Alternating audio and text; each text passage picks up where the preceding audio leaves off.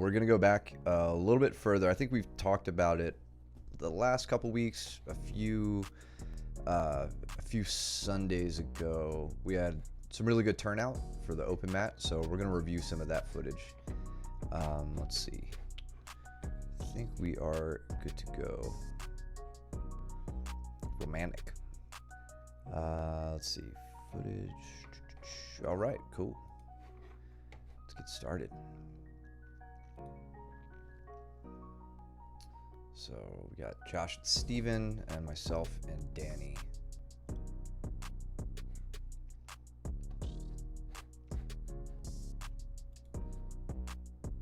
And then I think later on we get Peter's in the picture. I think Cole gets, this may have been the Sunday right before Cole had surgery, so get some last good rounds from him as well. So I started off early here trying to pull to an Ashigarami just off of a kind of sitting, pulling the single leg in, trying to throw up my leg entanglement, failing miserably. And Danny is looking to pass from half guard with the threat of a strangle, most likely a Darce, knowing him. Meanwhile, Steven deep on a guillotine, and he actually looks like he may get this. No, Josh slips his head out. So let's look at this real quick. I've been personally obsessed with arm and guillotines lately. And while I may not be hitting them in class much, it's trying to understand the mechanics behind them a little bit better, because they are a common guillotine that you can find. You guys think guy takes a shot, head on the outside, lock up a guillotine. Most often that's going to be an arm in guillotine, because they'll have an arm around the waist, and it's very difficult to fish your other hand in to close up your grip, so you often just have the arm in when you do it. But a big factor on the success of a guillotine is blocking behind the head. You want really good contact of like your shoulder or upper chest to their upper back or right behind their neck. And Josh is kind of waiting this out. Thank you, Cole. Josh is kind of waiting this out. He's got, Steven flat on his back. Josh can probably feel this space opening up a bit. So the head is starting to slip out, and Josh knows that he's most likely going to be safe here. If Steven was able to crunch to his side and sit up a little bit more in this, Josh could have been in some real trouble, but he just had to wait it out. Now he can pop his head free. And then Danny, meanwhile, really putting the pressure on, trying to keep his legs tangled up and look for a sweep. I think he may slip out of this. Yeah, try to turn towards him, and he got the jump on me. So now he's going for a mounted guillotine position, but I have his hand, so my concern isn't too great right now.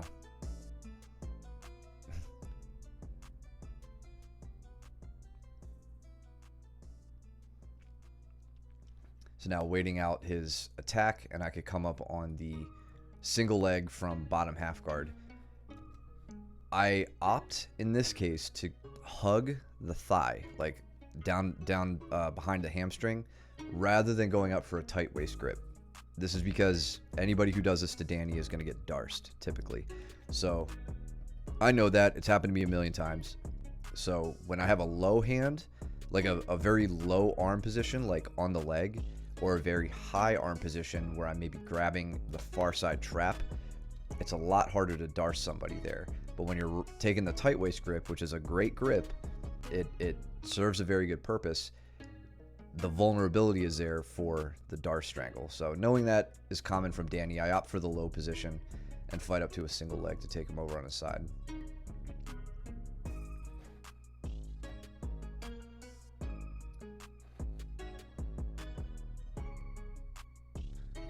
Now I'm just trying to get Danny's legs by me to get the guard pass. He turtles up and denies me the pass. Steven, meanwhile, gets to a straight ankle. This is a nice entry. So Steven feels Josh riding up a little high, doesn't have hooks in, and shoulder rolls into the leg attack. You could even see Steven kind of waiting for the right moment. Foot comes up the middle between Steven's legs, and Steven's already looking. He knows the leg's vulnerable now, so he goes for the left shoulder roll, retains Josh's leg coming into cross ashi, which is really nice. He's really trying to keep Josh from having the use of that secondary leg to escape, and he just goes on with the attack, to which Josh taps to.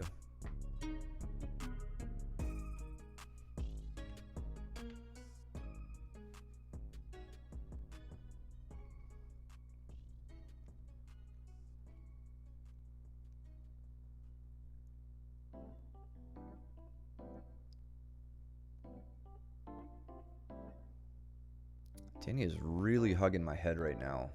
I think keeping my posture broken down and kind of limiting my mobility. But I'm trying to blade my body and recollect his arm and prevent his legs from coming back in, which start to do successfully here. In kind of a dangerous spot. Loading myself forward like that, though. Now we're to a shin position, or a shin pin side control. And I could start to try to advance or attack.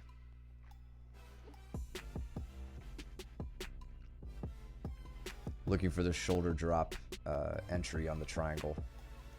But here, another example of an arm in guillotine, but a poor example. I don't get to finish.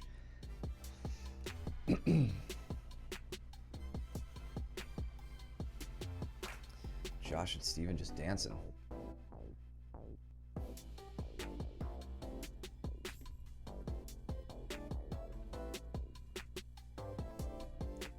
think Danny is slowly trying to grind his way forward into mount, working a knee on belly, and there he gets to like a modified mount position, trying to take my back. Oh, he's in half guard, so they were totally passed. I guess that was the round. Yeah, okay.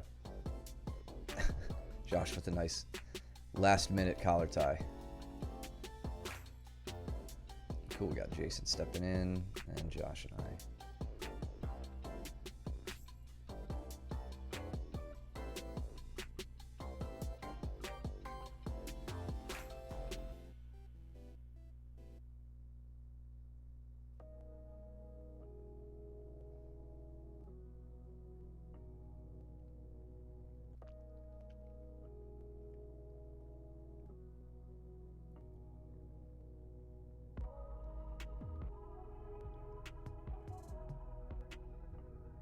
Jason looking for the arm drag. Josh isn't watching, he's celebrating with you. Ugh. Whatever, dude. Some of us are just more loyal than others, I guess.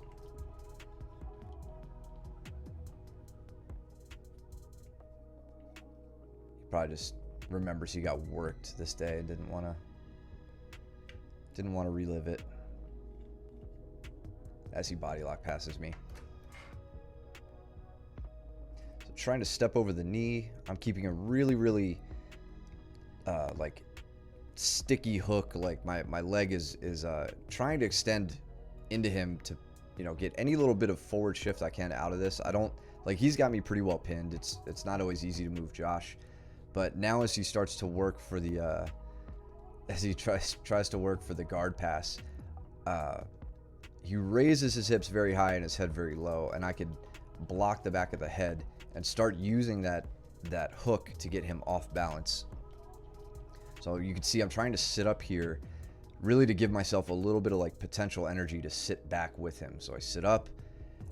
You can see I'm trying to throw myself back to get the elevation, and then switching up into almost to a mount position. I don't step over right away just because Josh has some pretty good mount escapes, so kind of take my time, decide what I want to do, which is work towards the dorsal Kimura position and then more towards the armbar at this point. We'll see what I do from here.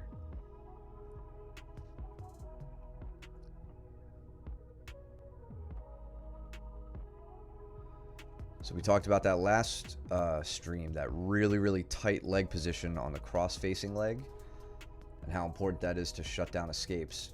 So here I'm just, with my legs in a good spot, I feel I can start digging on the arms effectively to get the arm isolated and go for the finish and embarrass Josh. And everybody else rolls off the side of the screen, of course.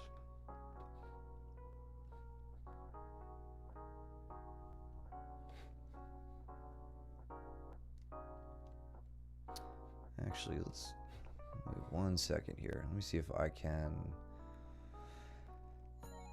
Forgot I adjusted all this stuff for the new camera angle and not this one that we're currently using. So I might be able to get everything on screen.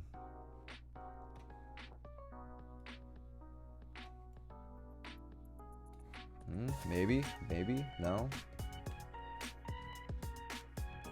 Is everybody else? Yeah, I think they just... Let's see. Bear with me. Yeah, they're pretty much off the screen, so we'll just leave it like this. Alright. Maybe we'll get a little bit of footage from that far side, the far left side.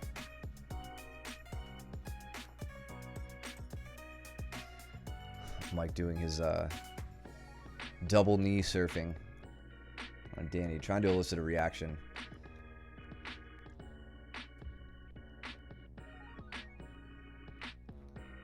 And with Josh trying to pass, I turtle up to try to deny him the points. Quick spin around and face him because I don't like dealing with him from the back. Helicoptering over off of that omoplata attempt to get myself safe. What up, Deathcore?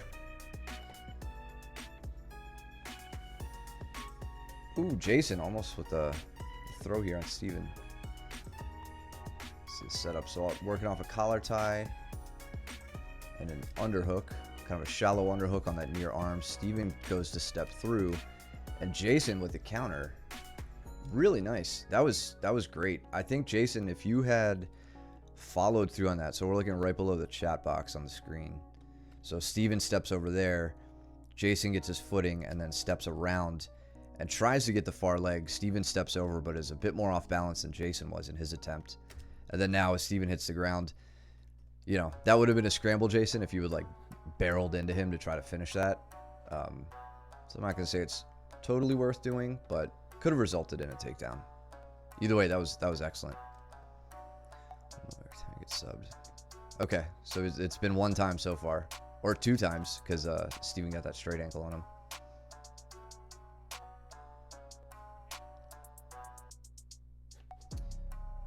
And what happened there? Did Steven pull? Yeah.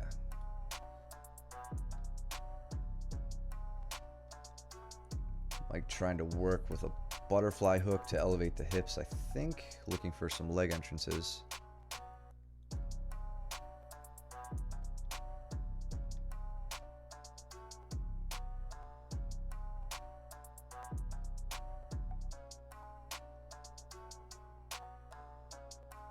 Ooh, now I'm switching up to the mounted triangle position. And going for the more of a TP style strangle. I don't remember if I get this or not. I don't think I do.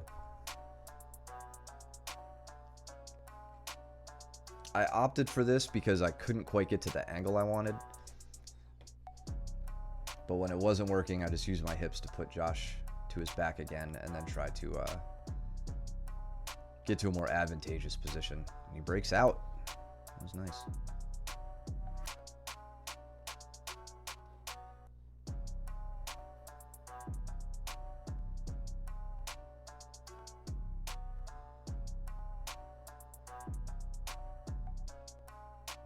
Really trying to shoot for these tripod variations on Josh.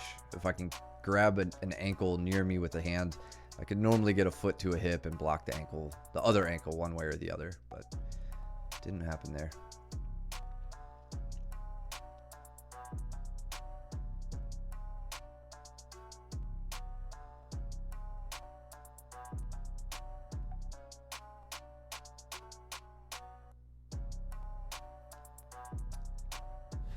Steven with the Uchimata attempt, but takes advantage of the front headlock position.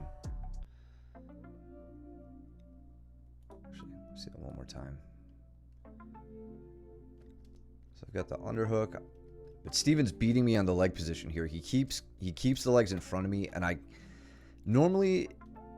feel like if somebody, you're never like totally safe. Like Steven may have the advantageous leg position here, but if I had a better base, if I wasn't so like leaning forward and driving so hard to get a takedown in this direction, I may have been able to take him backwards, you know, trip with my right leg and pull with that waist grip to take him backwards. I'm not in the position to do that with my body right now.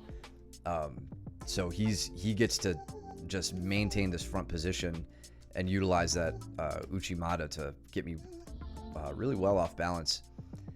And then even though I don't hit the mat, my head goes below his armpit, and it's easy enough for him to throw on a front headlock. Try for my own counter Uchi, and it's not working. And he gets me with a solid little arm throw there. Let's see, so I have... Okay, he basically has like the Russian tie, keeping the arm in front. He falls through, nice deep step on the legs, gets me going. That was a really nice, fun exchange.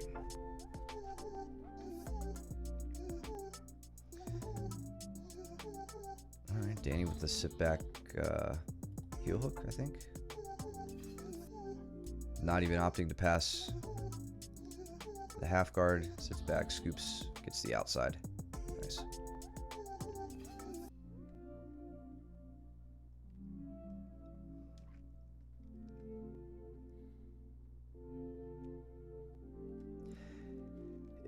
It's funny how, I don't know, maybe this is just happening just in the second I looked, but Josh is taking a much more static, or not static, a slower approach to passing Mike's guard than it seems like he does with me, where he's always trying to blitz by my legs, which, you know, presents its own set of problems. Mike is very patient and happy to work slowly, I think, and completely take advantage of that.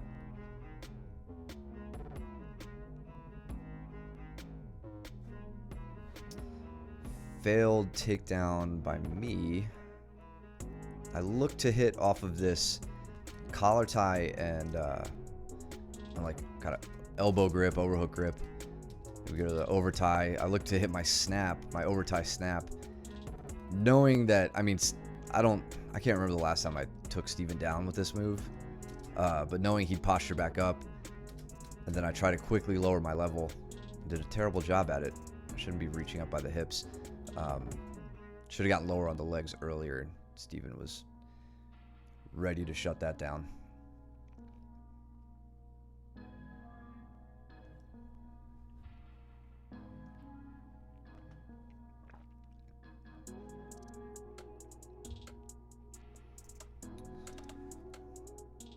Cole working to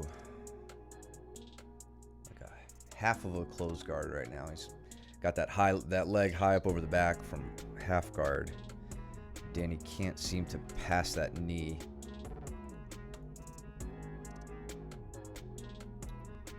Cole gets the sweep. I think you just got that sweep pretty much by shifting from one hip to the other. Danny's arms appear to be pretty well committed to your hip. Well, his left arm does, so he didn't even really take a minute to base out there.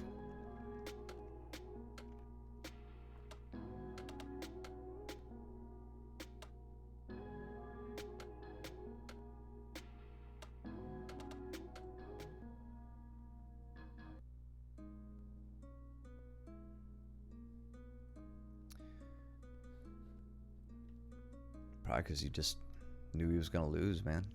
I don't know.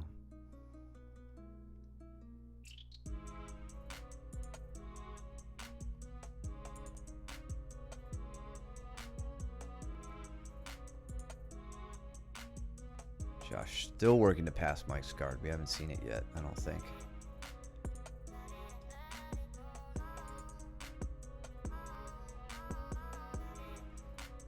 me pulling guard off screen. Okay. What happened there?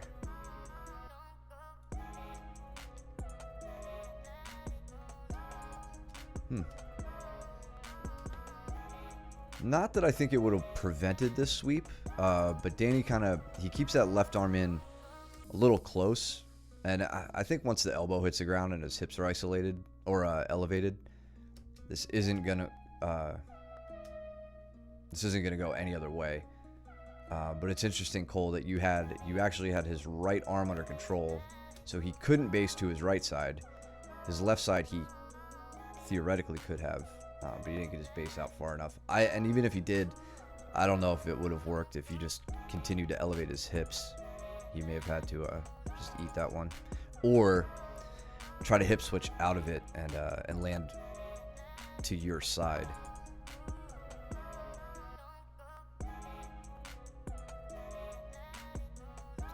Again, trying to pull that Ashigarami from standing against Steven just was not working for me that day.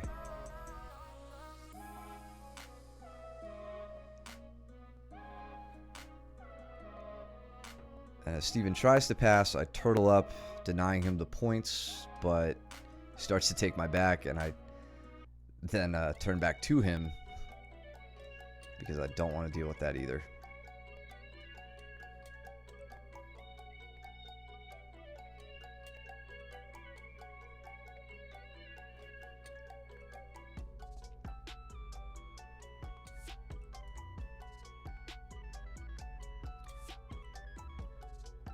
Similar sweep to last time. Danny gets the...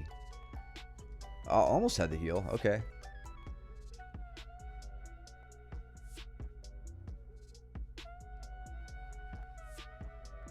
Danny gets free.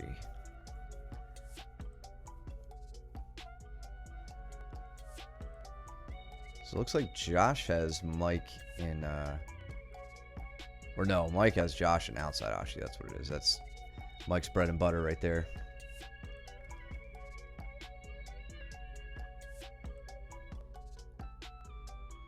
Everything happening all at once right at the end of the round. I want to look at... Go back once this round ends. I want to look at something. Josh working to the lat knee bar. Okay, cool. Fun leg exchanges here. So with Danny and Cole... So Danny finds himself in a great spot here. He just misses the opportunity for an easy heel exposure, but it looks like he briefly gets it there. Cole, I'm not sure how you slipped this. I think you probably just pointed your toes, kicked your leg through enough to slip the grip. So now Danny has to start digging. Let's see. Danny doesn't have a good hip isolation here like that. I'd like to see the heel and the knee coming together rather than this little space here. Doesn't mean you're totally out of trouble yet, but I kind of like what you're doing here, Cole. I just want to see something a little different. Like I can show you this at class maybe tomorrow, but you know, we talk a lot about inside position and the necessity and utility of it, and that's, you know, very well exemplified when we talk leg attacks.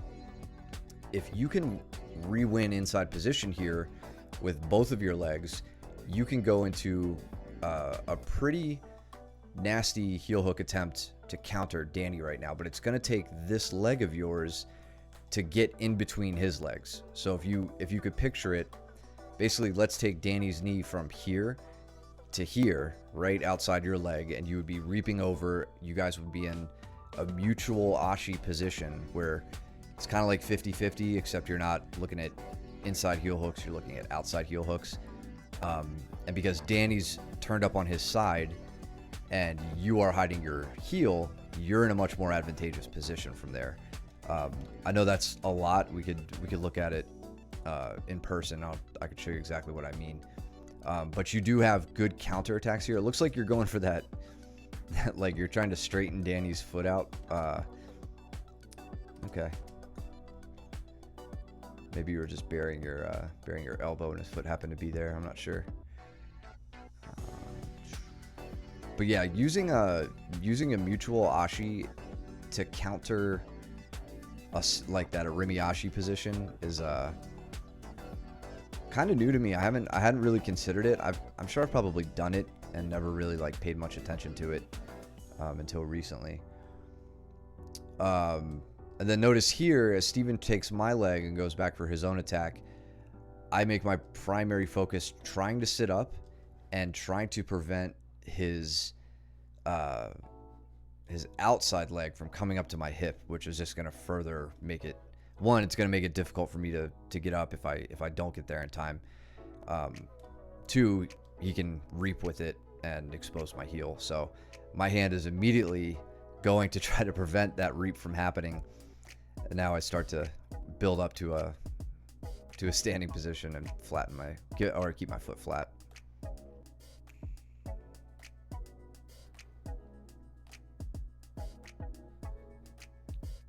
Yeah, who's Roger, dude? Cole and Steven.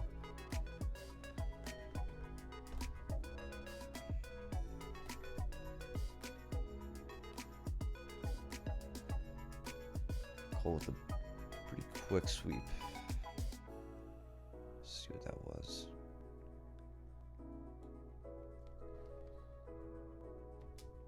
So catching Steven's arms pretty tight, not letting him get them back, and just from there, pretty simple off balance. It's pretty cool when like I feel like there's a moment that clicks around like upper blue belt and maybe into purple belt where like sweeps all of a sudden become pretty relatively simple in what they are and how to execute them. And like for example there with Cole, it was control the arms, don't let him base out, and then take him in a direction where he can't base out. That's exactly what he did. Steven countering with the knee bar. What happened there? Steven sitting back. Cole on the straight ankle.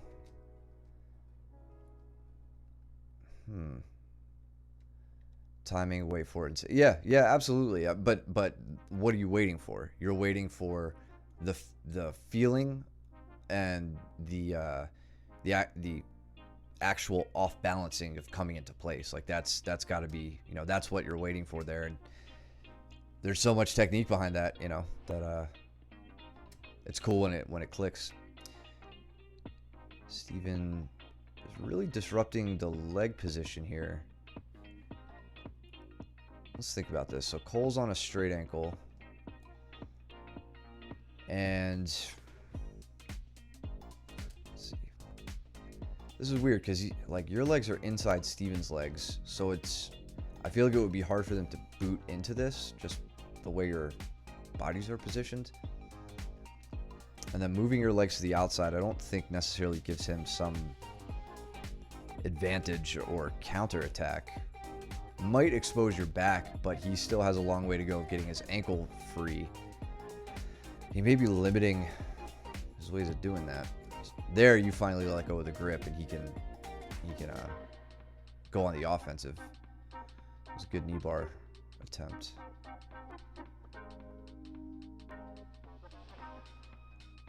Looks like Mike doesn't want to stand with Jason at all.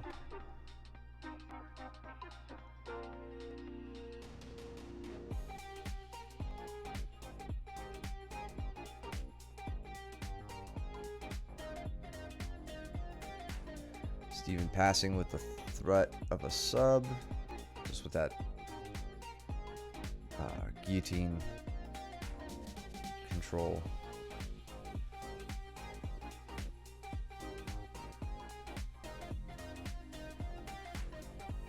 Yeah, and right there again, like you just kind of you get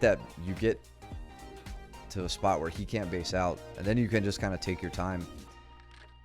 Steven guarantees Steven knows he's in trouble on that side right now, which may be why he was don't know why he was running to that side or attempting to. He may not have had a choice with that foot that you have up the middle.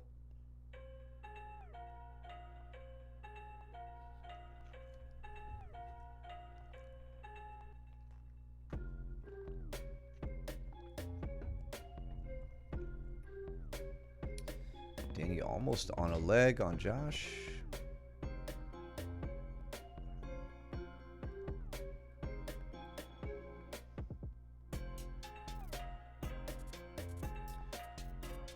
Steven with the straight ankle gets it.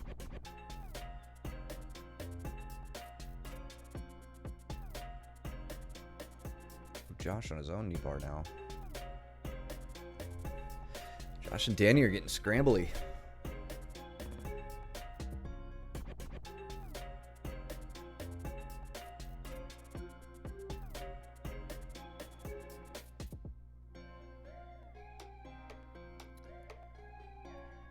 Good body lock pass from Steven.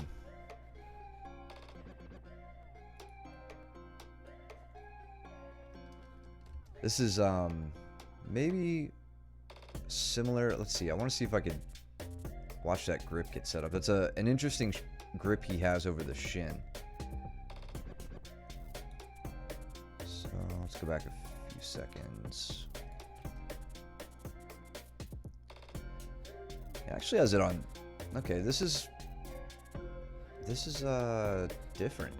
So this looks like an over-under pass, but what's different about it is that he is pinning the Cole's left heel to his butt on this side with this like what would be the underhook side of an over-under pass, but he's got the hook outside the leg against the shin, and then he does the exact same thing on this side, but with what would be the overhook leg, and he's grabbing the shin. So he's like pinning Cole's heels to his butt with a grip that I don't think I've ever really seen, like a double shin pinning grip. That's cool. And then is able to turn the corner and get the pass. That was different.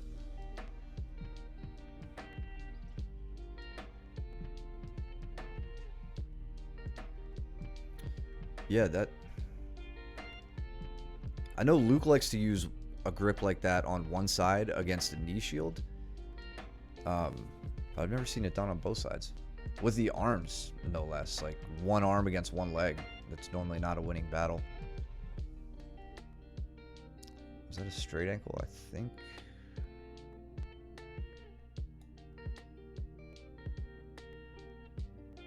I don't know what that was. Jason laying some heavy pressure on Mike here. I like the slow knee on belly transition into mount. Just to kind of make it miserable. Oh, you got... I thought you did, but I couldn't tell because he had one on you, and I didn't know who tapped first. I think he was still setting his up, though. There's the retribution.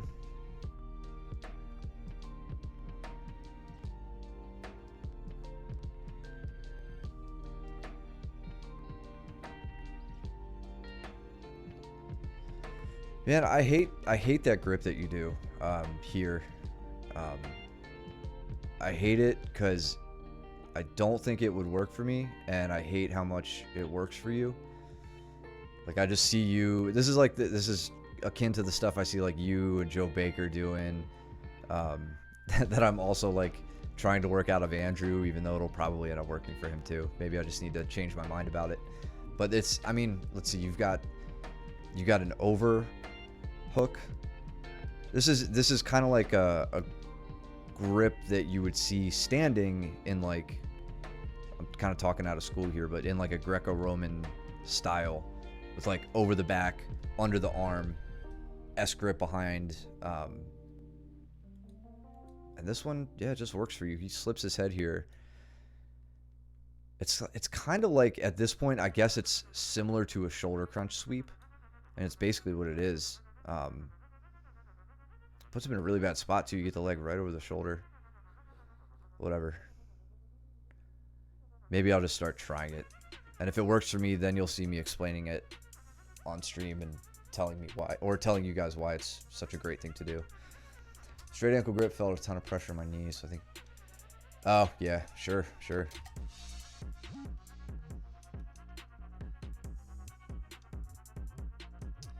Jason putting some pressure on Mike now.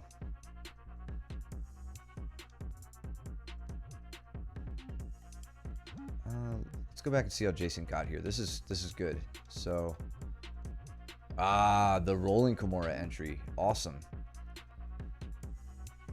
Hell yeah. So this is great. Forcing the hand down, isolating it. He knows he's got it. He gets the dive. Looks like he gets his grip. Beautiful. I bet that surprised Mike. I think that one took him by surprise for sure. Now working up to a dorsal position,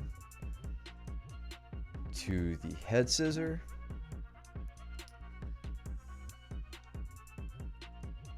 Mike slips the elbow. Now, okay. Jason gets it back.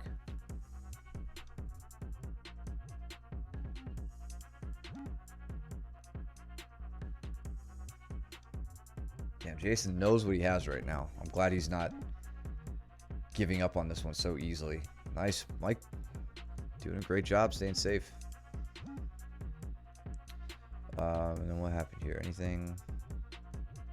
So, boom, hits the roll. The only reason I did that style was because the only way I could close my grip was keep. I got you. Okay. That makes sense. I forgot.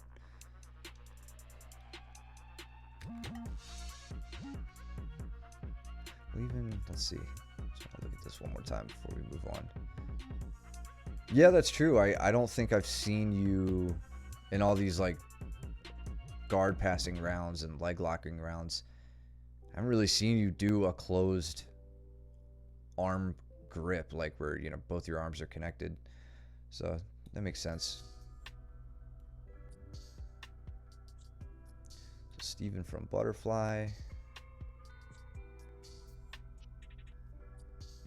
Even then, I'm kind of surprised that you were able to use that grip, just given the injury, but it works for you. Steven taking a page out of Luke's book here. Luke loves to just have that hand right on the knee, pinning it to the mat to try to work his passes. And Cole just manages to keep the foot inside up the center. Otherwise, I think Steven, if you could have slipped that leg, you probably would have had a good pass attempt there.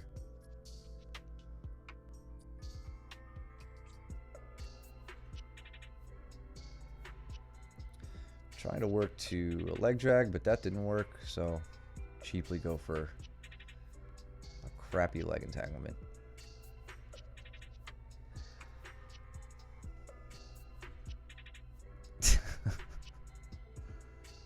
That doesn't look comfortable. I don't think I like that.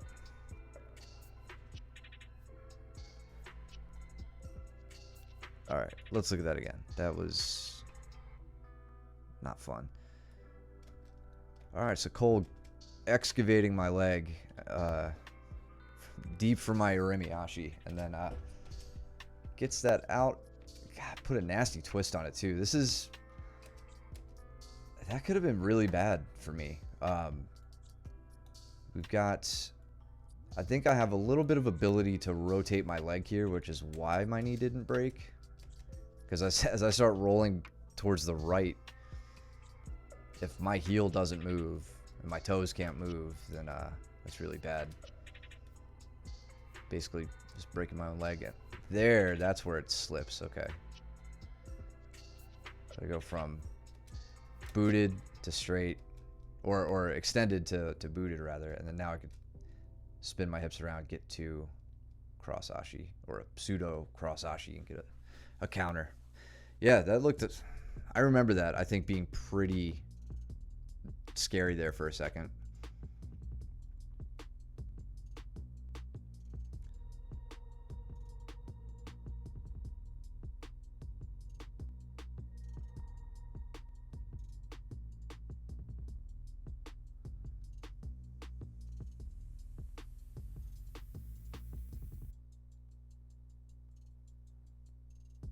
trying my best to flank your legs, but I just couldn't make it work. There it is, just the one little bit of a hook that that you need, that you've been catching me with. Looks like you have almost the same grip that we were just talking about. Like, you're over my back. I can't see where your other hand is, but I think it's the same thing. Just a little bit of a hike up with that leg.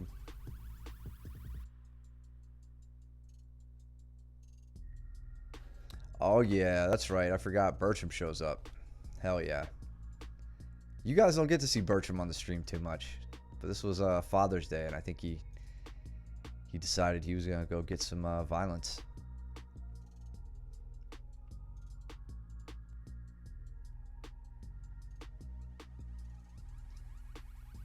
Working from top half, and just as I think I have the pass, I get flipped over. So with that 10-finger grip, I step out, Cole hits the big bridge. Some bullshit.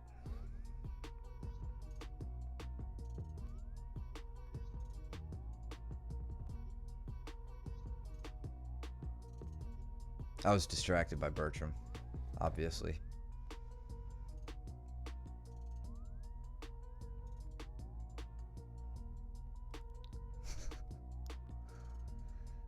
I'm trying to do some weird stuff. I don't think it's gonna work either. Sitting to cross Ashi. Now it's a matter of splitting the legs. I feel pretty good about my position. Damn. Cole got the counter straight ankle there too. I think. Wait, no, I get a heel hook here. Looks like, yeah, Cole gets that one.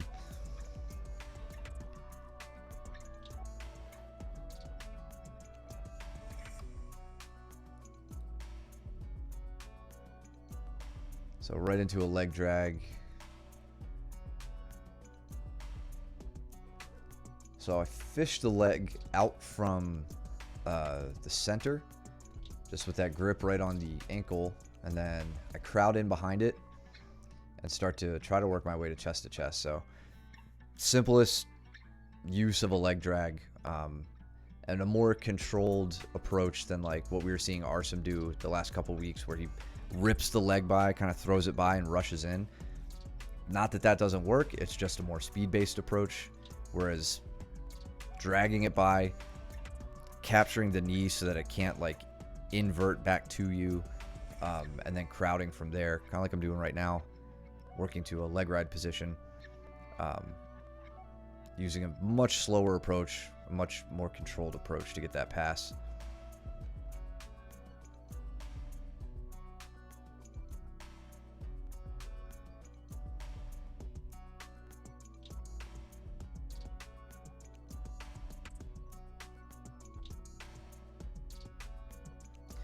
Oh, so this is cool. This is a different style of passing. I mean, not a different style, but just a different tactic.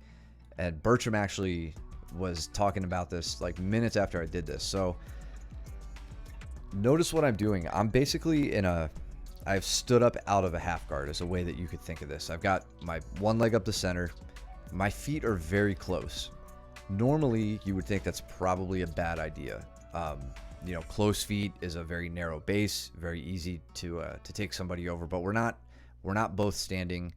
The concerns I have there aren't as great now as they normally would be in other positions. But a key thing I'm doing is this hand contact right here on the cross-side shoulder.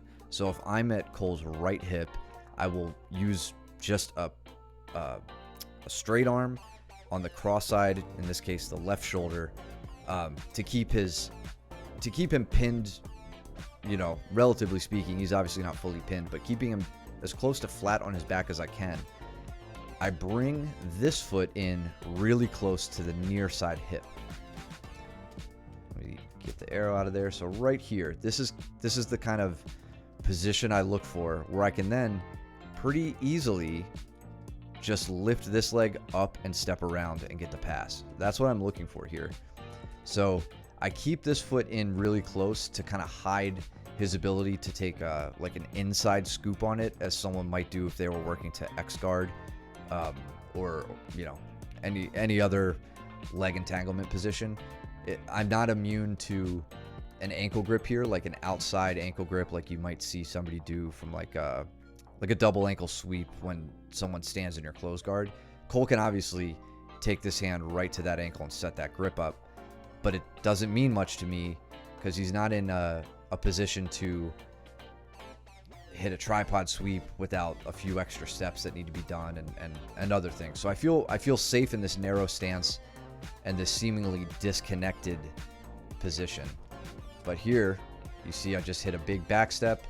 I'm taking this leg away from him so that he can't follow me with it like we saw him do in one of the previous sweeps. And now I can start to step around his guard and get to where I want. So watch it at speed one more time. You can just kind of see the progression. Getting to my inside leg, pinning the far shoulder, stepping my foot in close to the hip, controlling the leg so that he can't hook, and then looking to step around the leg and get safe.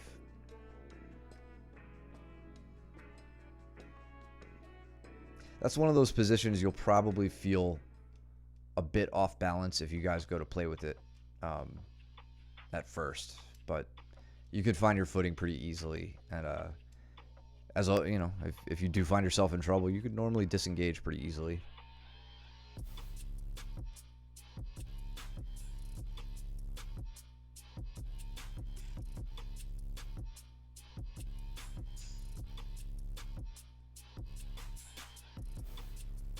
And you'll notice I take a much more upright approach when I'm passing with Cole, as opposed to like the body locking approach that we saw Steven trying to work. I just know I'm going to get rolled and swept pretty easily if I let Cole control my shoulders and my head. That's Mike and I just talking about that exact half guard passing stuff. So I kind of have to use other elements of the passing game to work against some of the bigger guys. All right, so let's see. I didn't get to watch Mike and Cole, so this will be cool. Mike doing kind of a no-gi slow Toreando approach here.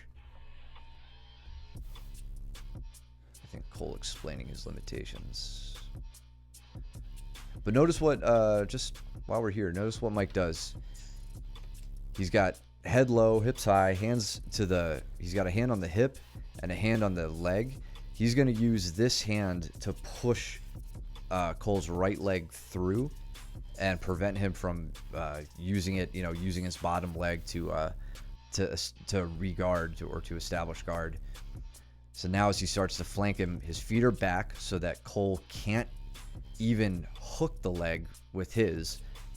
He's closing in on the pressure here and will take his time settling in. Once he knows that bottom leg or the near side leg is out of the way, he can start to close his distance. You get wrecked. Yeah, we all do, man. We all do with Mike. I think I've told every single like white belt, about how it's really good to take the small wins when you're at that lower level, like escaping submissions, not letting someone pass your guard, things like that. When you're a beginner, those are the ways that you can build confidence. When you're a brown belt, those are still the ways you build confidence when you're dealing with Mike Bertram. I consider it a pretty big win if I make Bertram very tired, and man, if he doesn't sub me, it's pretty rad. I'm normally pretty thrilled about that. Jason had Danny in some trouble here. So from the front headlock, tries to take the back. Danny turns towards him, and Jason gets the arm triangle. You look in the mirror to build confidence. You just point at it. You're like, you are good at jiu-jitsu. Wipe away your tear.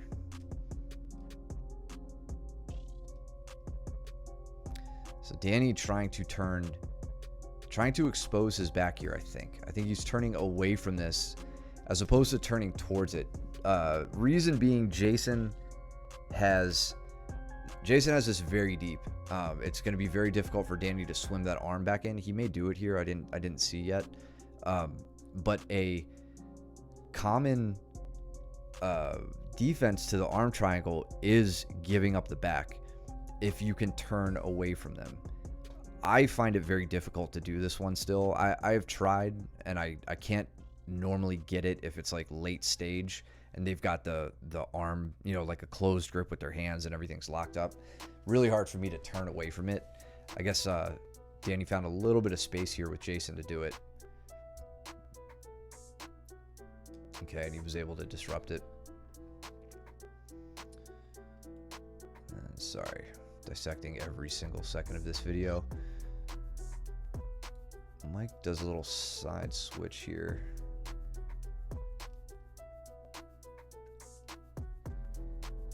That was cool. So Mike stuffs the leg and is working to... He's got like a shin pin on the bottom leg, but watch how he switches his hips and gets this leg in behind the top leg. And then now, you can see it for like a second. Man, I don't know if this would work for me against Cole, just because our size difference, like our weight difference. But Cole's, let's see, Mike has his left knee in Cole's hip. This is essentially a leg drag, but Mike is in front of the bottom leg here. Okay, then so he gets around it then by switching his hips and high stepping over. I gotta play with that. That's cool.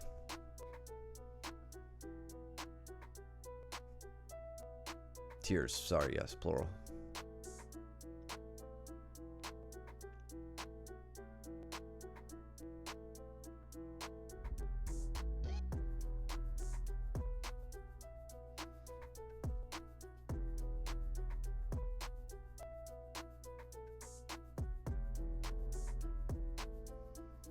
Jason gets by the guard.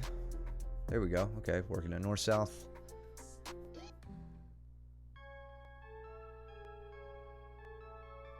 Danny's doing a good job getting into this like little dogfight here. Gets damn, okay, gets him turned with this like mutual headlock.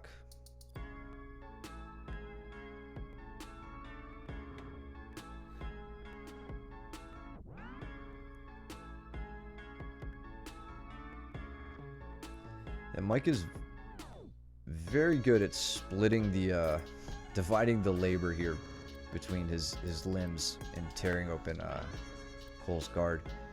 So as he's controlling that ankle and disrupting the guard here, you can watch he slips his left leg in right on top of the hip and is continually driving that leg in while still maintaining action with his hands to like get to prevent Cole's legs from coming in. Jason on a leg attack. Alright, so Danny kind of gets into oh no, not the same thing Bertram was doing a second ago. Jason's on an outside Ashi, but he's getting smashed here. Or this isn't even outside Ashi. This is kind of just a vulnerable spot. Danny trying to sit to cross Ashi, getting switched up here. Now Danny's in outside Ashi. But Jason doesn't have the heel exposed. Outside Ashi with no heel exposure can be a dangerous place to find yourself.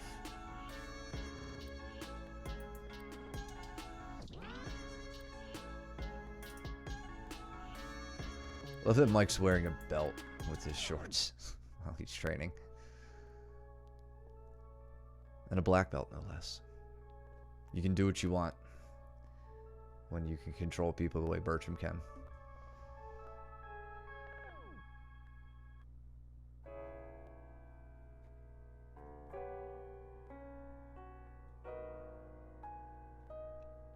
Jason was briefly in mount. Or no, Danny was briefly in mount.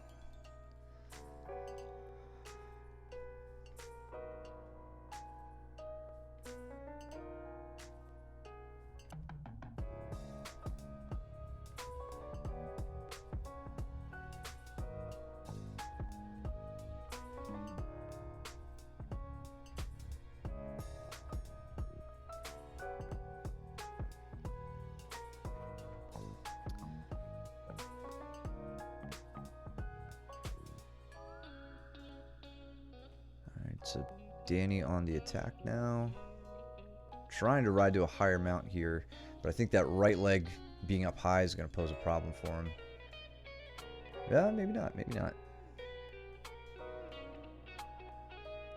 Jason's not going too offensive here, so it's giving Danny an opportunity. There we go. It was giving Danny an opportunity to maintain that mount and work towards a better spot.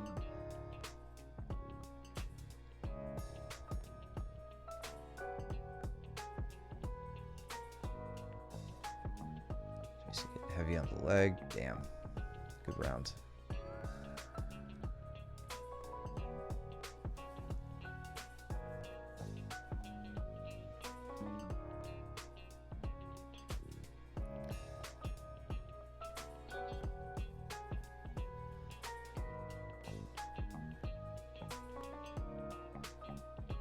I like Josh's attempts to slide that leg out of the way, but don't think he had enough control over the rest of the lower body to make that work. Cole was able to just kind of adjust and bring the leg back in.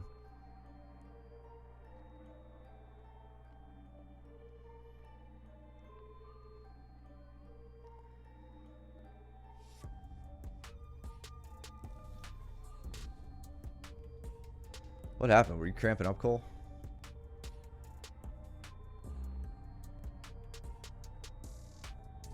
Looks like it. Little foot cramp.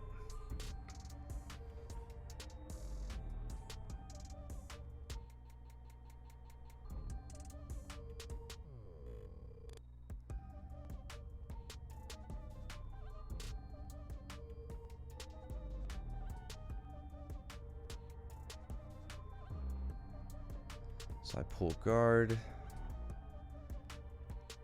God, I want to see Steven just get ragdolled here from Bertram.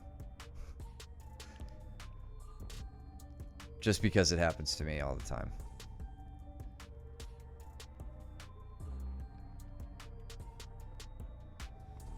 In fact, I think Bertram and I, maybe next round, we have a good roll where I forgot just how pointless it is for me to try to stand. Oh my god. Oh, Mike with the timing. So Mike gets over unders and then goes for this lateral drop as Steven's coming forward. Everything about this looks miserable. So over under, he gets kind of a shallow underhook and not even really much of an overhook here, and gets I think he collects it there. He goes over, you can see his elbow pretty much meets Steven's elbow at this point. And now as Steven's pushing forward, you can kind of tell from his foot position, he's pushing forward. Mike just drops the bottom out, hits a good turn to the left.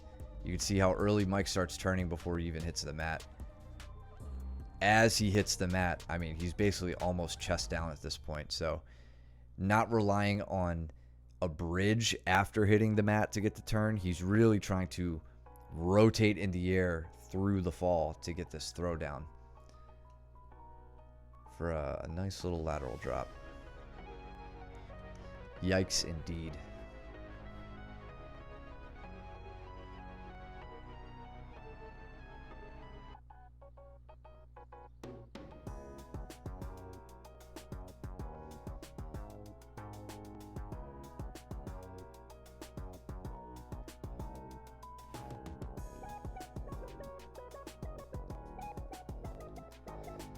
Oh yeah, yeah, for sure. If you ever felt like maybe you didn't have enough ribs, Mike will crack a few of them into separate pieces to give you as many more ribs as you want. He'll double your rib count with some takedowns like that. And he gets the oh my god, just a nasty Americana. From a 3/4 mount, starts fishing for the arm. Yeah. Yup.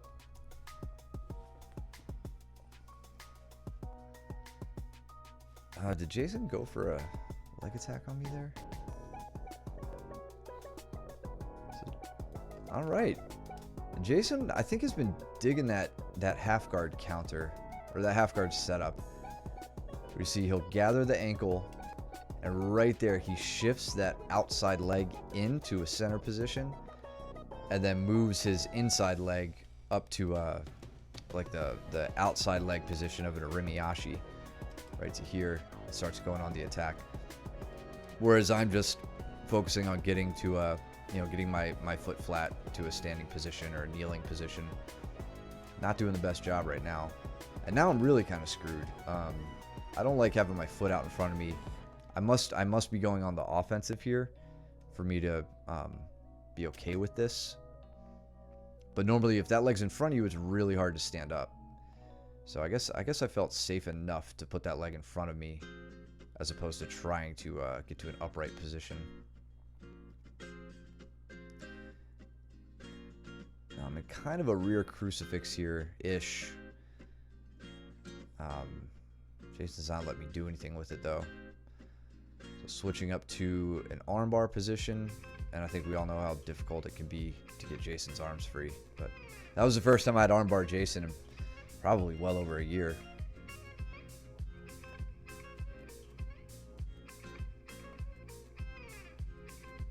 What up, Mango King? Yeah, I don't think anybody... I haven't seen anybody keylock Steven in a minute, if ever. Maybe not since white belt. Just goes to show the power of a black belt, especially a vanilla gorilla like Mike. Looks like Steven goes for his own lateral drop here, because he's no slouch with them either. I think he just either slips or Mike's just too damn big.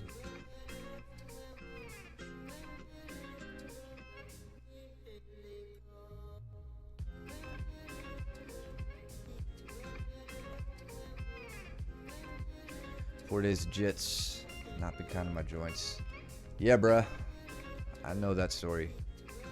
I normally train like Saturday through Tuesday. So on a good week, it's 4 days in a row for me. And by Tuesday, I could barely, like, my open mat training on Tuesday looks very different from even Monday. Like, I'm just so beat by 4 days in.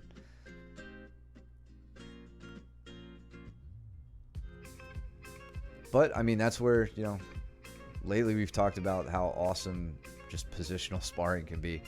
Those are the days where good positional sparring is the most useful, when your joints are not feeling the best. So this is a rare single leg for me on Jason, at least.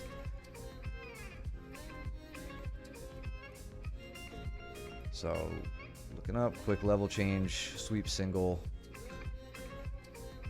And then he kind of gives it to me in sitting to his butt and trying to hit the headlock here. So this wasn't full technical wrestling beauty for me. But he cuts the angle, tries to get my head to the outside of his body on the right side. So he takes away the angle I get from the sweep single, but I jump across when I feel my head is going under attack. Not out of the woods yet. But there we go. Now I slip my head and can start to work. And that's the bell. Alright, me and Peters.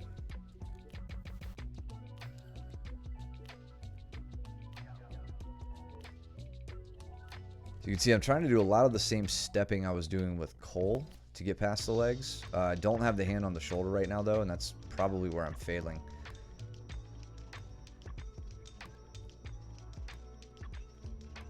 I wonder why I'm not doing that. Mike is there. I'm kind of just trying to get the leg out of the way since I've stepped around already. Mike regards. I stepped that leg close. I think I'm trying to push him down, but it's just he's doing a very good job at pulling the knees up and just working to the side.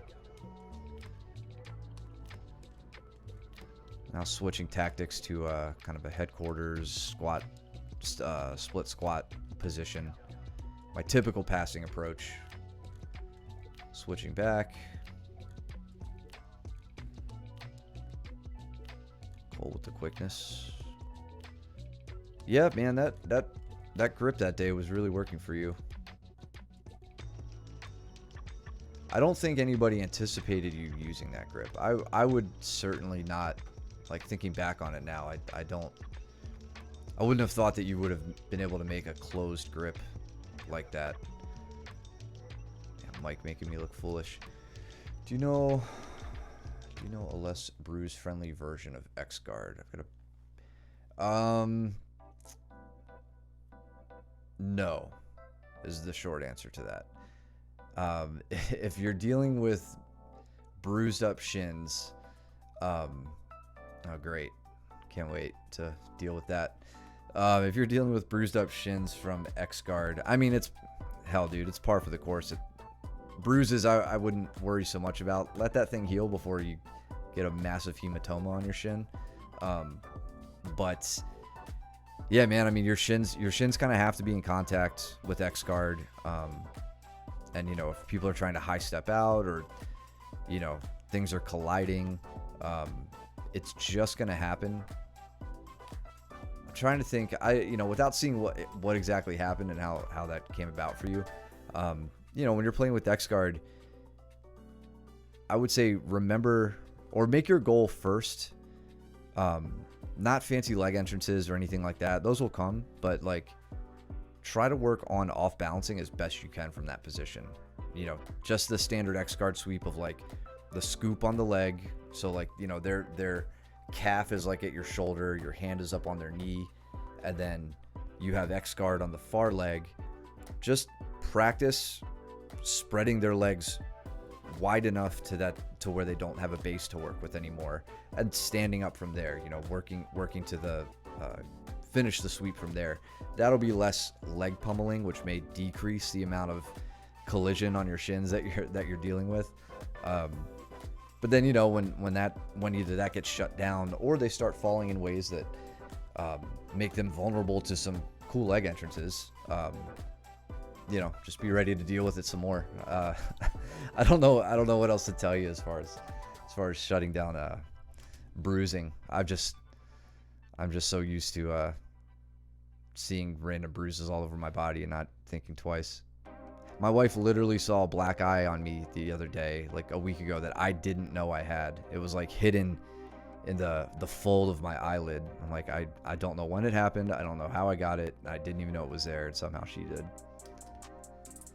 So Mike taking a similar approach here to Cole, actually reaching up high over the back, getting a collar tie and bringing my head right down to the mat and sending me with that sticky hook in the hip. Taking top position. Yeah, you could do the Muay Thai approach of kicking down some banana trees and rubbing bamboo on your shin to harden the bone. That might break enough blood vessels to maybe eventually limit some bruising, but I don't know, man.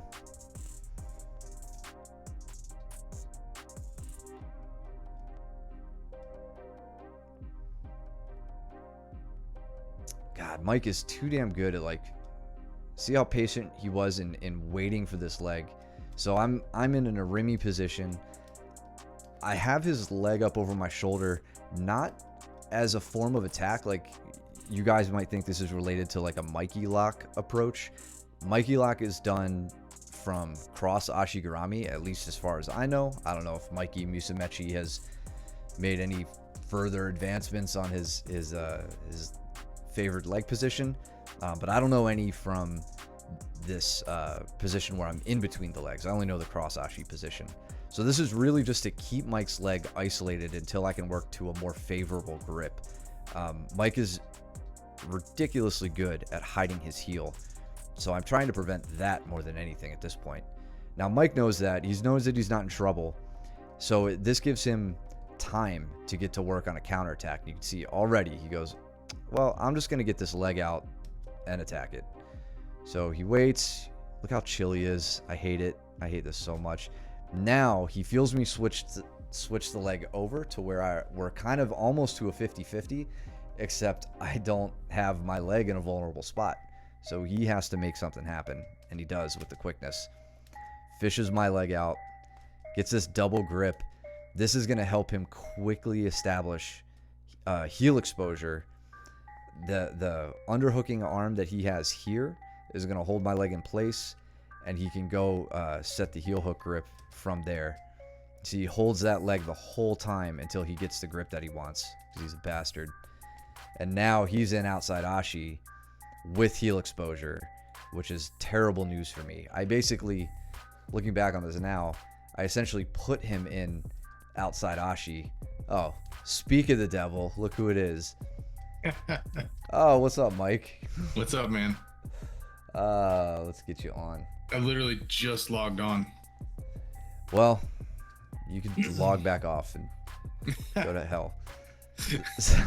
So what's interesting about this, I was just saying, I essentially put you in outside ashi, not realizing it. I go to cross the leg over thinking I can attack an inside heel hook, but really I just put your leg outside my body, and then now you just have to go, all right, I'm going to complete the outside ashigarami, and I'm going to get heel exposure very easily. So all in one fell swoop, you just hit me with a checkmate.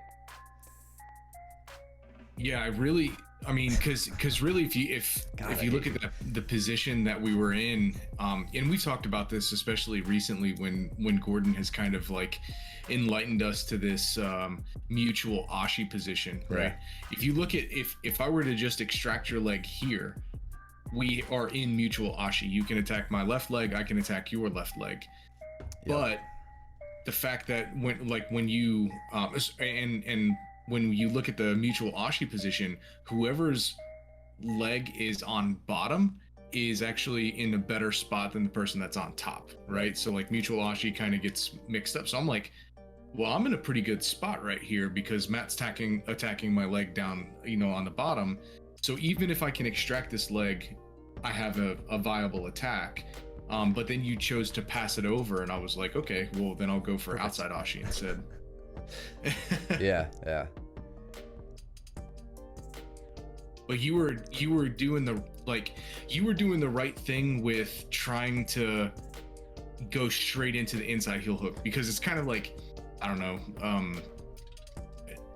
know like a really good analogy here, but you were kind of trying to trade me an outside heel hook attack for an inside heel hook attack. Yeah. And the inside heel hook attack, if you locked up this, this inside, I was going to be like, well, probably need to address this and think about tapping. And then, but the fact that I was able to hide my heel was the only real reason why we kept going here. Yeah. I mean, in switching to that like pseudo 50-50, it was giving myself heel exposure on you. So Yep. I was progressing. I just Yep. didn't realize how vulnerable I was to the quick counter. I think if I was able to switch my hips here a little bit more and get on my left hip, I would have been good. But because you had that grip, I think that went out the window long before I realized it, Like if you didn't have that grip, I may have ended up a little bit better. Like I could have switched into cross ashi, but then it all turned so quickly. And then now I go for a defensive roll. I try to get your back. Now there's your heels are tucked. The heel is fully torqued right now, just getting completely cranked. Yep. There is nothing gonna help me get out of that. I totally forgot about this weekend. This one, or this was this Sunday footage? Yeah, this was when Bertram came out on Father's Day. Okay, So okay. yeah, you'll have to go back and watch. We Yeah. haven't gone over your role with Bertram yet. If it is on camera, at least you guys may have been off screen, but we watched Steven get wrecked, Cole get wrecked. I think we watched me and Bertram, or maybe that comes later. It's incredible watching a 50-year-old man just walk all over you, Yeah. and and then have it filmed and have to review it and be like, yeah, I really have no excuses here whatsoever. Genetics are my excuse. Yeah. Yeah, Sean says I hate ending up in 50-50 with guys trying to snatch my ankles. Yeah, so I have a love-hate relationship with 50-50 because I've been historically in the training room fairly successful there, even against like Luke, you to a point. I think I get you scared enough there, which again, talking earlier about small victories, you know, getting Mike to move when you're attacking his legs is a reason for celebration for me. So I feel good about 50-50 in general. It's all when you can learn how to very effectively hide your own ankles and go on the counterattack, Sean, it gets better, but I still wouldn't recommend using that position as like a primary offense. I would agree. 50-50 is my least favorite, and I've said this a lot, but it's I like my better least odds. favorite. Yeah, exactly. Yeah, I don't want to leave my win up to a coin toss. Nope. Not for BJJ, but I've had a broken ankle before, so yeah, well, I mean, I get that. Join the club. Yeah, we got a few popped, swollen, bruised ankles right now at class. So this, I'm trying to sit around for a cross ashi here, and you just completely block it with that arm. Yeah, I mean the knee elbow. So I kind of had an epiphany here, right? Is like we talk about. I'm a fairly simple-minded jiu-jitsu practitioner, right? Like any of the rules that can like meld into other positions, I like to apply, right? Yeah. So you'll hear me talk a lot about like with guillotines, trying to touch your elbow to your hip, right? And doing that side crunch thing. And I'll use that on a lot of different aspects of jiu-jitsu, right? Especially with finishes. When I talk about the rear naked choke, I, instead of drawing the elbow across the shoulder, I say connect your elbow to your hip. And then when we talk about guard retention, the elbow to knee connection is a big piece of the puzzle that we try to like drill into everybody's brain, right? If you connect your knee to your elbow, then it makes it very difficult for somebody to pass your guard. So the same thing applies when somebody is going for the Arimi Ashi position, right, or just a general reap, is that if I connect my elbow to my knee as fast as I possibly can, it makes it very, very difficult for somebody to throw in a reap. And so that's where I like to just keep my left knee is now connected to my elbow, and now I can go and actually stand, prevent the reap, and think about, standing up. Yeah, I guess in a way, I mean, I never thought about that, but a Arimi Ashi is pretty closely related to half guard. Yep. If you just reverse, if you stand up like you just did there.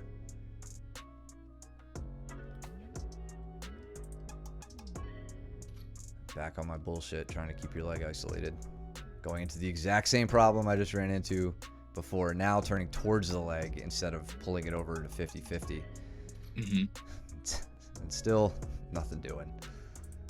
Just getting swept. For the rear naked choke, I talk about it's going to be the traditional. So like the traditional style, to where you would have a very deep, I guess elbow to chin. And then what I would be doing or thinking about doing is actually crunching down and trying to draw my elbow to my hip. And what that does is it creates a lot of torque on the neck. And I've just had a lot of good success with just finishing the strangle from there. I don't know if you have any color to add on that. The way I teach it when I'm going through it in class is if you think about being in the gi, when you're doing a collar strangle from the back in the gi, right? You've reached around, thumb in the gi, grabbing as high as you can, and then to get the strangle, you're pulling across, right? You're pulling that gi across. Think about in no gi, your strangling arm. Think about your elbow taking the same path as it would if you were doing a collar strangle. Obviously, you're not. I'm exaggerating right now, not taking my elbow up very high when I'm actually doing it. Everything is so tight. I've reached all the way around. I hide everything. And then now, if this is my strangle arm, I'm going to stand up a little bit. If I can go all the way through, this elbow starts to come back and around. And like, that's how I add it. I personally, I'm not arguing with Mike here. Like, I don't think so much about the hip as I do taking my elbow back and over the shoulder. I just say that because, like, it'll never get there.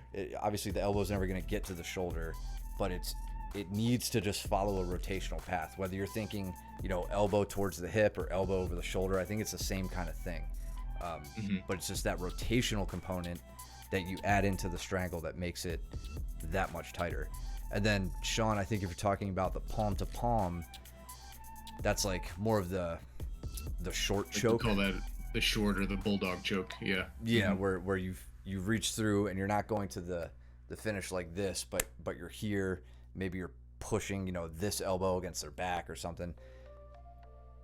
A little different. I guess, honestly, it might sound mean, but I think if I'm doing that, I don't care so much about the finishing mechanics. Maybe I should, but that to me is so much more of a brute force strangle finish that you're normally going to get the strangle pretty easily. I can't say I've ever thought about the rotational finish on a short choke. I haven't either, to be honest with you. It's kind of interesting. I'll have to play with that the next time in the training room and see how that works out. Yeah. Danny with the toe hold, counter toe hold. Yeah, of course. No problem, man.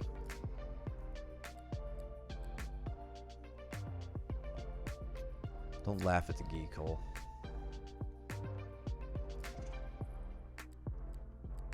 It's a beautiful, thousands of years long tradition. Actually, I don't know if that's even true, but I hate how you're pretty much just getting up at will through this whole round. You like lay back, let me work leg attacks. And you're like, I'm just stand up now, put you on your ass. I mean, that's kind of like my thing, right? Like I like to. If you're gonna indulge me in a leg battle, then I will gladly take top position when I feel like I'm getting beat. I think Steven was running around like a bull here with Josh. Yeah.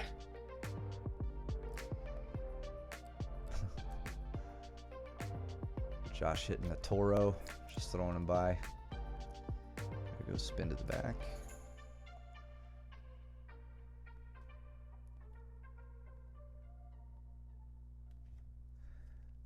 We need to go over some 4-point breakdowns. I know I need to work on them for me. Yeah, I definitely do. Yeah. I just feel like we're seeing that a lot more at the school now. So, yay, me and Bertram watching me almost get my ankle broken on a takedown. I remember when this happened. He was like, oh, yeah, I'll go easy from standing. I'm like, cool. And then he hits a nasty trip. No, it wasn't like anything bad. Or maybe that was a different day. If I just sit to guard, then it must not have been this round. Yeah, I think that was a Thursday that happened. Never mind. I wanted that leg so bad. So from that Arimi, which I felt really good about, he goes to step over. Like I said, dude. I honestly don't know what Mike's weighing right now, but he's a big human. I think he's about 240 or 245 right now. I'd put him at that. Yeah. Yeah, he's 100% fast twitch muscle. Or at least it feels like it.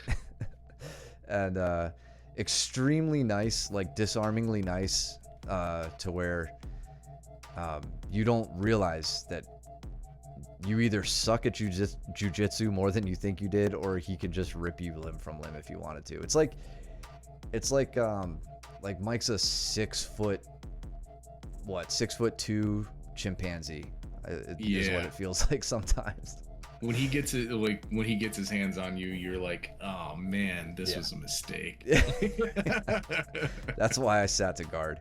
So what was funny about this was how quickly he forgets about this leg after the Arimi. So he goes to step out, but I switch to the ankle there, and then now as he's trying to get away, I'm trying to stick to that ankle as much as I could, but he managed to break the grip. Scared everybody sitting on the wall though.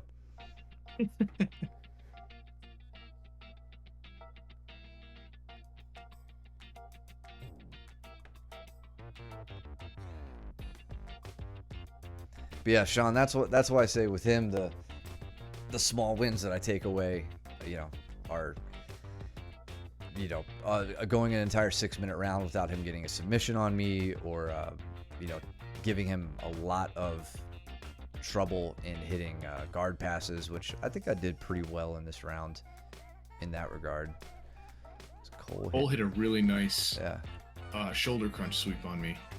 Yeah, to the quote unquote wrong way side, your preferred method. I'm gonna hide you here for a second.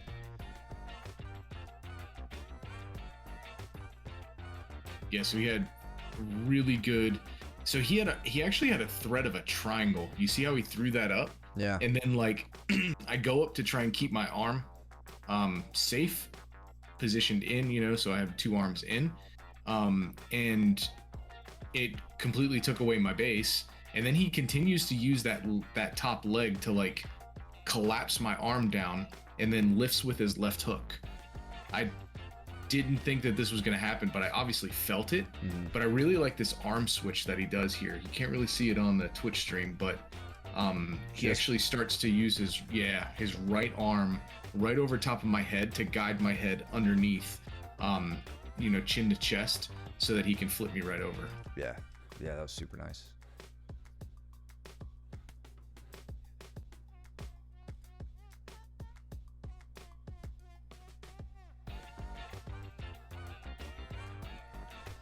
So Mike manages to smash by my guard.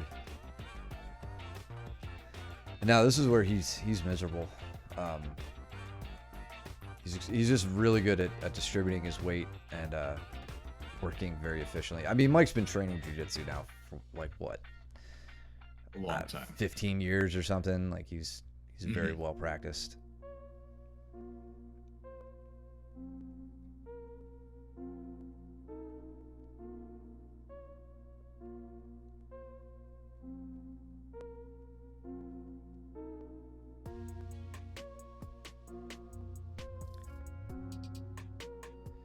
You're trying really hard to get to work from this leg drag position.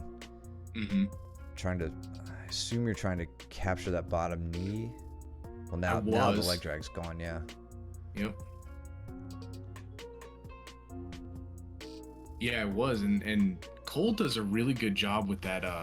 It's like a scissor guard, is what I've heard it referred to. Okay. And I have never. Right yeah, I do this for like regarding purposes, but I don't do anything nearly as offensive. Like I can't threaten sweeps from here. I can only threaten regards, Right. or prevent people from passing. And Cole just makes me with his left overhook here, even though it's very shallow, it's still very threatening. And because he completely takes my base away. And I just didn't really know how to react to this, except for to try and scoot back to the other side. Yeah. And I was like, okay, let's restart and see if I can get to a passing position from here. Yeah, like if I felt the legs on me in that scissor guard position, I think the way I'm thinking about it, I would try to lower myself down the body. Mm-hmm. to control, because basically their back is exposed at that point. Yep. So I wouldn't want them to hide their back, so I'd want to smash their legs together, control them from there, but that overhook that Cole had on you is completely preventing that at that point. Like, you can't just lower yourself back down the body to manipulate the legs. Exactly. Yes.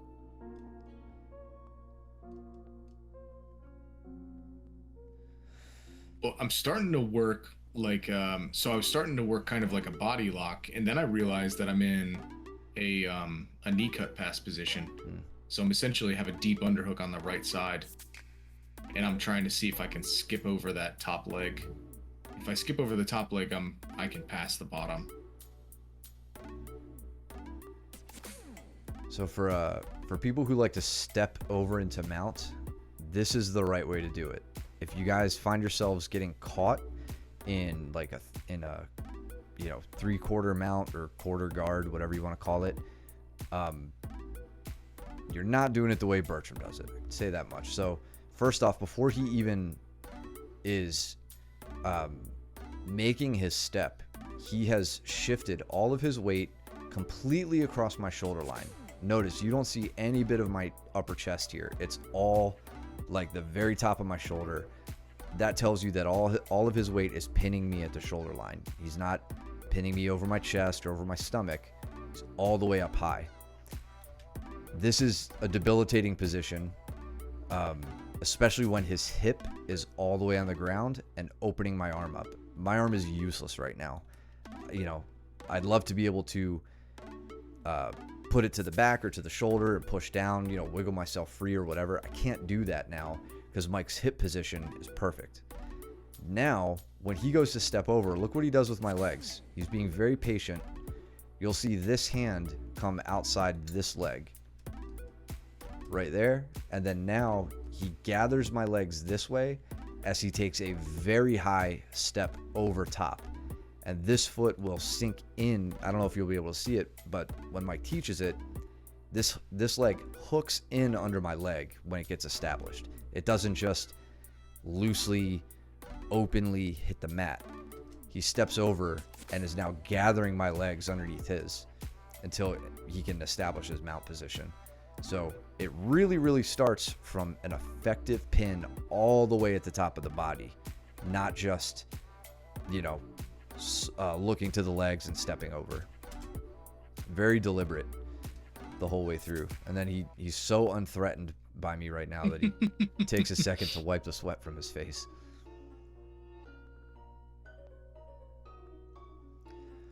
It's Cole with this over under grip again.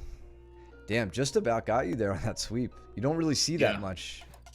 This is the one half guard pass that you often see where you kind of wait for the guy to bridge and then step out over the leg as he does it. He just about swept you with it.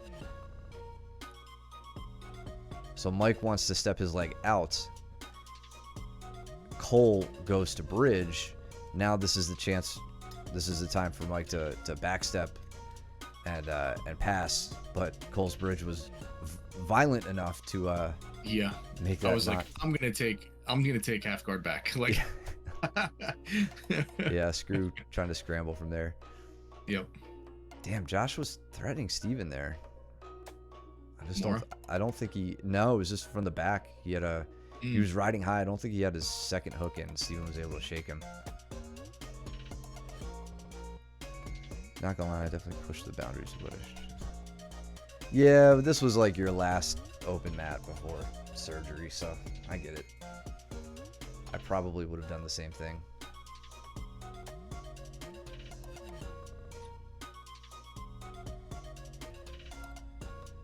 Think about kipping, and I'm like, oh wait, Mike is enormous. I'm not gonna kip out of this.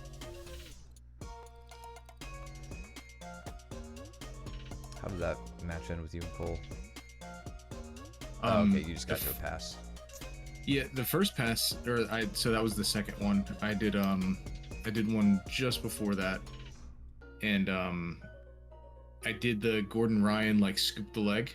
So I reach back and I find his left leg to try and threaten this here, and then I slide my left knee up across his body, and then I can take that big back step once I pry his legs open.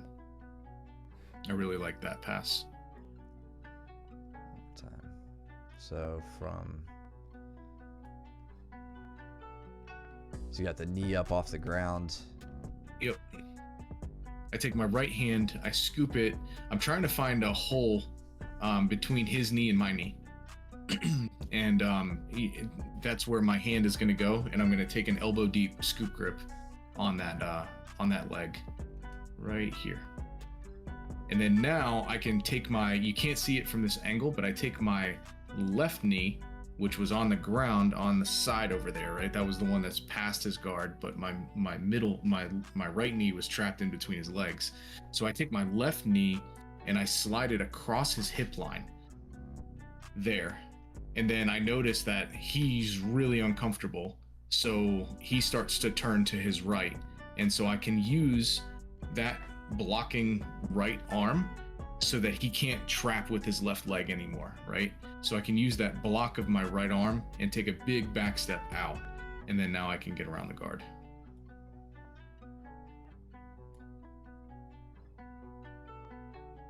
And I think the one right after that was a baseball slide. Yeah, a little like knee cut. Yep. Right. Yeah, right there. I think I helped. Did Mike tap me this round? I don't know if he did. I don't think so. Tried to rip my arm off there last second.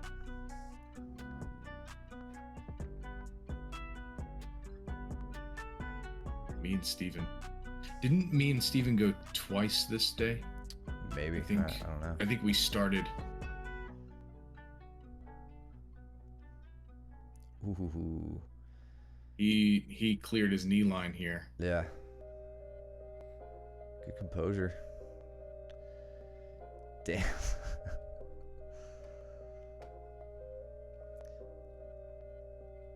Oh, I thought Mike was gonna Ezekiel. Yeah. I don't know if he'll Ezekiel you in the gi for sure. I don't know if I've seen him do an Ezekiel and no gi.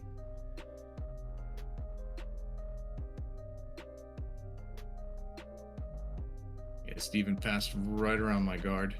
I missed that. Oh yeah. Kind of like the reverse of what I like to do. He's doing a scoop grip on the top thigh. I came around to try and hook his leg, but my sticky hook wasn't doing anything. And he just could really just kind of like donkey kick away and get around my guard there. Yeah.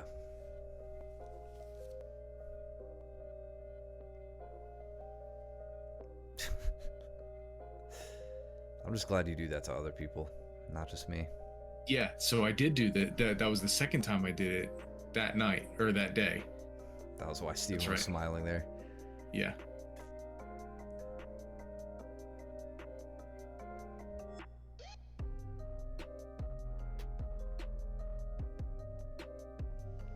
Damn.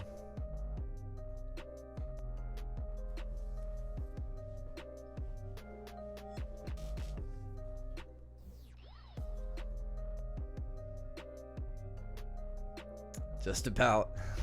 Yep. Yeah, you gotta always watch his cartwheel passes. Oh, okay, Josh. What? He gets his purple belt little emoji here, and all of a sudden he could skip half the stream like it's warm-ups and then just come in and start talking smack. Slander. The only defense against slander and libel is the truth. And the truth is, you were getting subbed.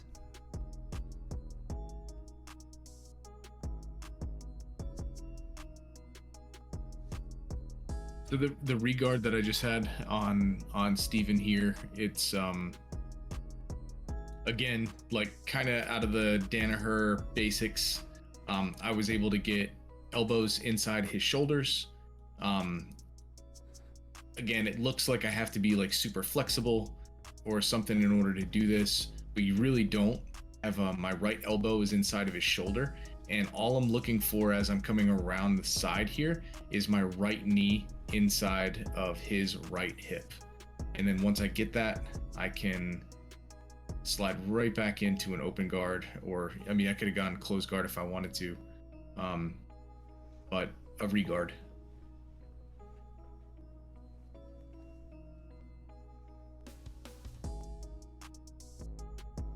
And then here, I think I'm taunting whether or not he's going to go into, I feel like he's going to throw in a reap. Yeah, so the side that he was on, for me, it was either going to be a reap or it was going to be him trying to go for my back.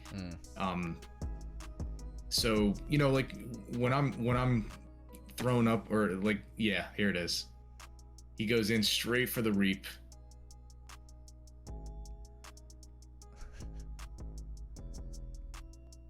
Nice counter.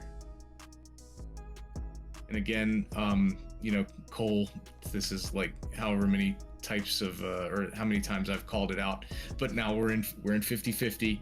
Watch what I do with my left knee to make sure that I'm safe in this position. So obviously I'm looking at my wristwatch. I'm trying to make sure that I'm going to catch the heel, but my left knee clears Steven's hip line here. There. Now, if he goes to lock up a 50-50 inside heel hook on me, I can always bail out, right? Because my knee line is cleared. Yeah. And so I'm coming around the side. I lock up, I think I wind up locking up like a slight triangle. So or like, before we go too far from that point, like, yep. Just to illustrate, your knee is just barely outside of that knee line. If it was over on this side, that's what Mike's talking about. That's where Mike would be in danger. Now he's safe. Whoops, he's safe because of the knee just being clear of that. Yep. So now I can go in, and as Steven was turning, he was gonna go and attack my heel, but I had a good bite. I just want to look at something real quick. So further to that point, so meanwhile, so we look at Steven's knee line and Mike's knee. Where's that frame? Like pretty much right here. Steven's knee line is here. Mike's knee is just barely safe. But if we look at Mike's knee line and where Steven's knee is, Steven's knee is on the danger zone side of Mike's knee line. So you've really made this a much more asymmetric threat, favoring you as opposed to Steven. So that's right. Perhaps a better illustration since we could actually draw some lines. Yeah, good point. So Lachlan Giles, what he does is he throws, like in that position, he would throw his right leg across the hip. I personally don't like that because of Luke.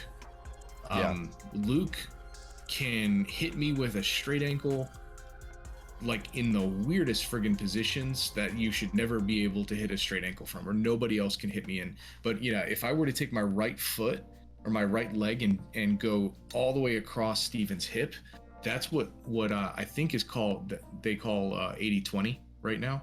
Oh yeah, I've heard that. Right? And you know, because it's an inside heel hook, but it's like not 50-50, my knee line's cleared, and then I get to block your hip. So I think Lachlan's calling that 80-20, and that's all well and good, but like if I throw that leg over against Luke, he'll break my ankle. Right. So it's not worth it. Yeah, and like you got to be careful with that too, because like I feel like the toes would have to point away, meaning that your heel is like pointing behind. Like you don't want to just drape the leg over, right? Because you could still get caught in an inside heel hook. Even without that hip control, like your hips are immobilized, so the pressure could still come on. But it has to be an active, like back heeling kind of hook. And yeah, I could totally see Luke putting on like almost like an Estima lock style pressure if he scoops that up and like tries to straight ankle you. If he doesn't go for a twisting leg lock and goes for a more straight leg lock.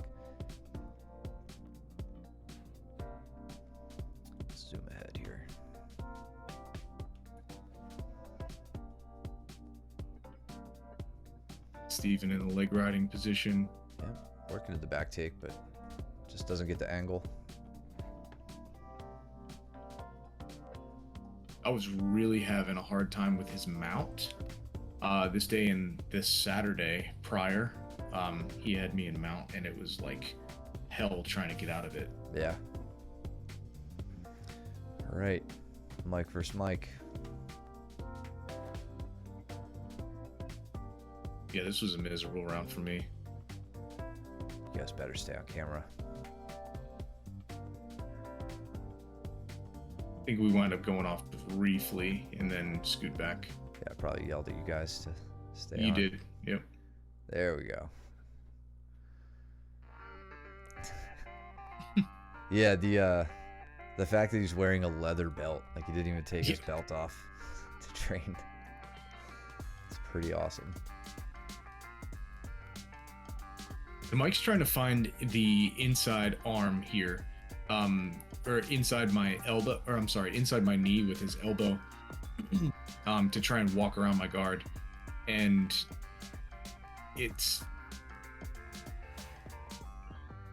I don't really find that to be terribly threatening. When somebody's kind of weaving in and putting their hand on my hip, I would find it very threatening if he had his elbow completely inside. In winning the inside position, but the fact that I have my leg weaved in between, his shoulder and then his hip, I feel pretty good about this. Yeah, and your arm frame, your left frame, coupled with your knee shield, makes this a bit safer. I think if you didn't have the arm frame, he'd be looking to collapse your knee shield, and then you're in some trouble. Right. Right. Otherwise, with that like dual frame there, you're pretty much safe. Are we both black belts? No, we are coral belts. Youngest ever. No, we're brown belts. Yeah, brown. And Perp Daddy is neither brown nor black nor coral.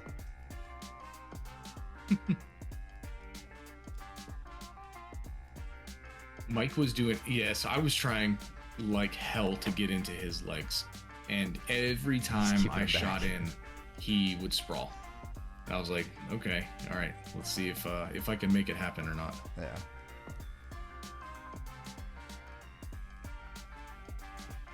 Rainbow belt. This is about where it all ended for me. What belt are you, Sean? Hindsight being 2020, I should have gave up my back. So here's something that you don't normally hear from a coach or whatever, but when he starts to collapse me down, I feel a hell of a lot better from regarding just like I did there than trying to regard from him getting fully into a side control on me. Yeah. His side control is ridiculously tight. And in fact, my left elbow was in pain because it got pinned underneath him. Yeah. And I needed it there to prevent the crossface. And I was like, I'm taking damage just from trying to prevent a crossface. Just from being pinned. Yeah. Yeah, and Mike, if he uses the crossface, he's actually really good at just strangling you with shoulder pressure. Right.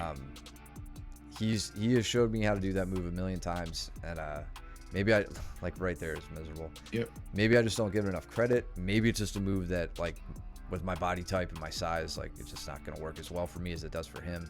But Mike can literally put you unconscious with a well-placed shoulder and a good grip with his cross-facing arm, like all the way. He'll like grab inside the armpit and then lay the shoulder pressure on.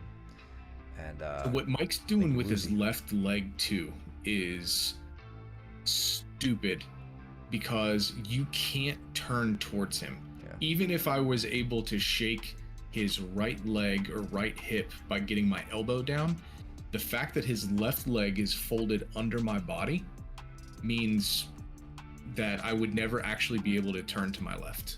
Yep. Yeah. I did not notice this when I was like wondering why I couldn't turn into him this entire time. I'm like, I can normally do this to everybody. Yeah, well, I'm taking notes. Right? That's crazy.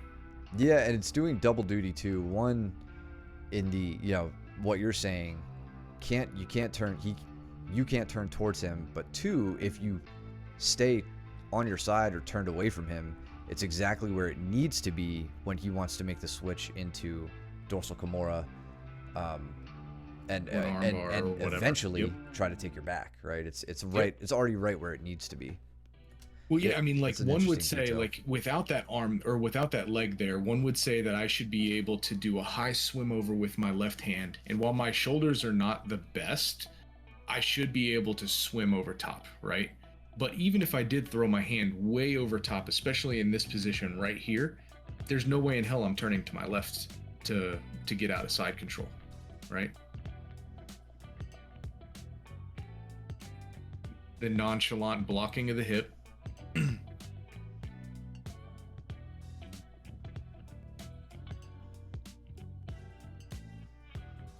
This is where I learned north south, if you can't tell. That's because that's like exactly what he just did. Is exactly what I try to do. The scooping of the arm, the hugging of the tight waist, right? Pinning diagonal. Bertram tried showing me that sub via shoulder pressure. It didn't work for me. Yeah, I couldn't understand how easy. Yeah, no, man. I've had to. Oh, whoops, you went away. I've had to be a uke for that move a million times, and like, it just works with like pinpoint accuracy every time he wants to do it. And then I go to do it, and I'm just like, I just phone it in for the next 15 minutes while we drill it, because I just can't like work it as well as he does. But that's the difference between black belts and the rest of us, or at least good black belts at least. Yeah, right. But yeah, I feel the bigger guys will never understand the struggle us smaller dudes have. Bro, preaching to the choir, man. I mean, as a 152-pound person on a heavy day, I get it. Thank you, Pat. Thank you guys for tuning in. Shut up, Cole. Thanks for patching me in. Yeah. Yeah. I'm glad you got to join. I wasn't even sure I was gonna be able to do the stream today, but I got home from a little mini trip just in time. So glad we could finally go over that footage too. And yes, happy birthday to Grimace. I guess I don't know why that's even a thing, but leave it to Josh to bring the pop culture in. Yeah, glad you got to see that footage, Cole. Hopefully we'll see you sooner back on the mats with performances like that. Than what your ortho said. But in any case, enough rambling. Thank you guys for tuning in.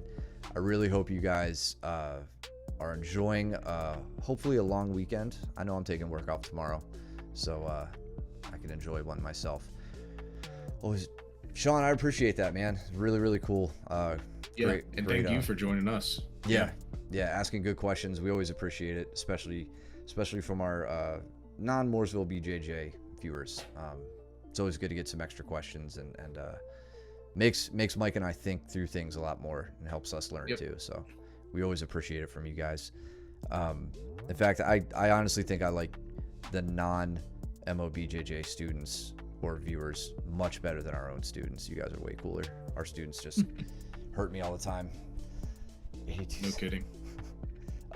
In any case, if you like what you're seeing, please follow us here, subscribe if you can, use your Twitch Prime, costs you nothing, helps us out a lot. So we always like that. Thank you very much for the support you guys have been giving us. You could share that over on YouTube as well. Subscribe over there, where we can post this up for you guys to review anytime you want. What else? July 29th, we're a few weeks out from our next competition. And I think that's kind of all the major stuff.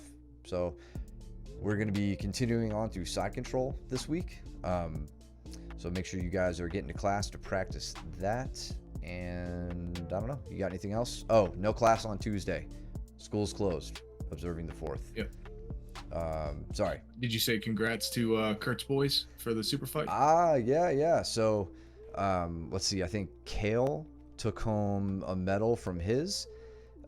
He won his super fight match, and then Eric and Luke lost theirs, but from the breakdown I got from Kurt, I think they did remarkably well and put to use some of the techniques that we just went over in the lead up to this. Those boys absorb everything very quickly. So I'll have to try to isolate those. I know it's on YouTube. Maybe we could check those out.